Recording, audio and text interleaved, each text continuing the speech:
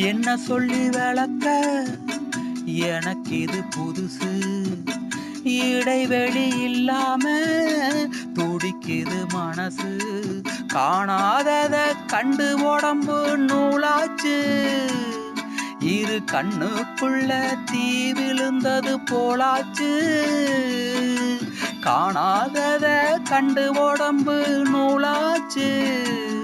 இரு கண்ணுக்குள்ள தீ விழுந்தது போலாச்சு. இன்னும் கொஞ்சம் கிட்ட வந்தா என்னாவது?